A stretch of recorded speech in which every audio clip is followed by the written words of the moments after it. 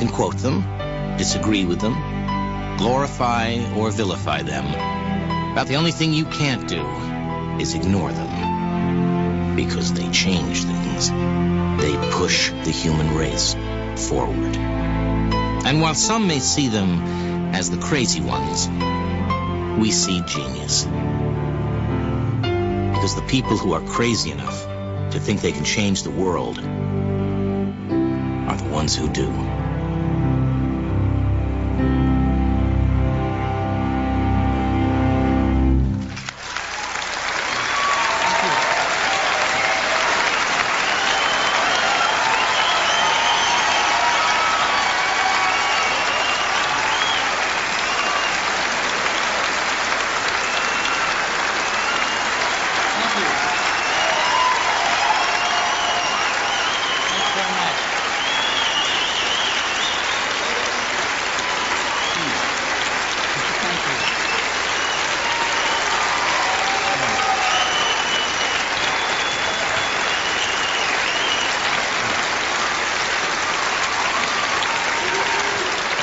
Thank you very much. This is good. I just got off a red eye to get here. I didn't think I could be here today, and I managed to make it, so this is good. We got some great stuff to talk about today, so let's get into it. An American named Abraham Maslow came up with a theory that he called the human hierarchy of needs. And this theory was a very simple one in concept, somewhat profound in its implications, that humans have needs that must be met.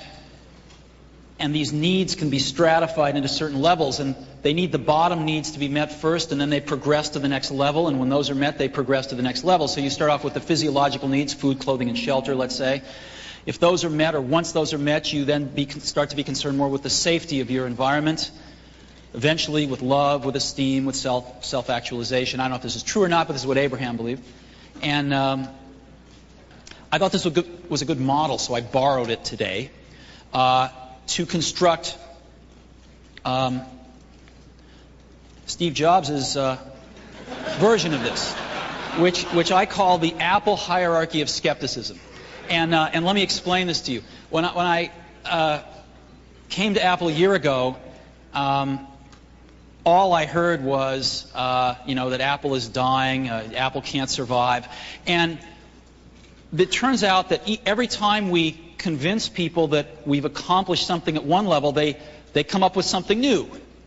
And I used to think this was a bad thing. I thought, oh, Jesus, when are they ever going to believe that we're going to be able to turn this thing around? But actually now I think it's great.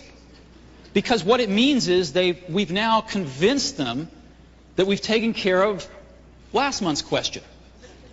And they're on to the next one. So I thought, well, let's get ahead of the game. Let's try to figure out what all the questions are going to be and map out where we are. So that's what the Apple hierarchy of skepticism is, and it borrows from Dr. Maslow. So the first level, what we encountered a year ago, was survival. And a lot of people thought Apple was in some sort of death spiral, which I think there was some truth to. What did we do? We did many, many things, but the three things that stood out in people's minds was we brought in a new management team to run the company, a new board of directors that's got some phenomenally experienced people on it, and we did a deal with Microsoft. The largest software company in the world wanted to help Apple was a fact that didn't escape very many people. And it added a lot of credibility to what we were doing. And the combination of these three things and a lot of other medium-sized things, I think, convinced people fairly rapidly that survival, at least in the short term, was not an issue. And it gave us some time to demonstrate that we could accomplish some other things. So immediately, once we did these things, then everybody moved up a level. And, I can't see when you do that. Thanks. So maybe later, could we do some more? That really helped me. Thanks. So they moved up a level. So if it wasn't about survival, it was, but there's no stable business in the Mac market. That was the next level of the hierarchy. So we had to start demonstrating that we had a stable business and that one could be made from the Macintosh market because it's a great market. So what did we do? Well, the most important thing was profits. In the end, that's what a lot of people look at. And so the first full quarter of the new management team, Apple delivered profits of $47 million, right, for the quarter ending the end of December.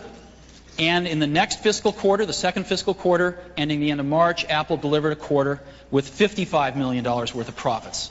This went a long way to convincing a lot of the skeptics. And we will be announcing the results of our third fiscal quarter, the one that just ended at the end of June, a week from today. And I'm very pleased to tell you that it will be our third consecutively profitable quarter.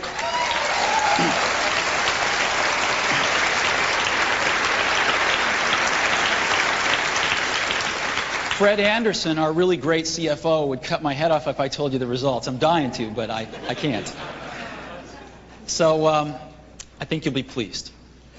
In addition to that, we're seeing the resources of Apple rise in terms of cash, in terms of people. Our retention has gone way up. We're losing hardly any people from the company now, and we're hiring incredibly good people into the company.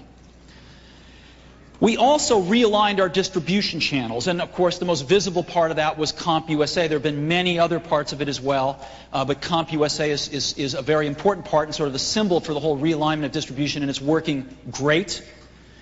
And we began an advertising campaign for brand around Think Different and for some very specific product advertising. So for the first time in a long time, people saw Apple on television and in outdoor and in print. And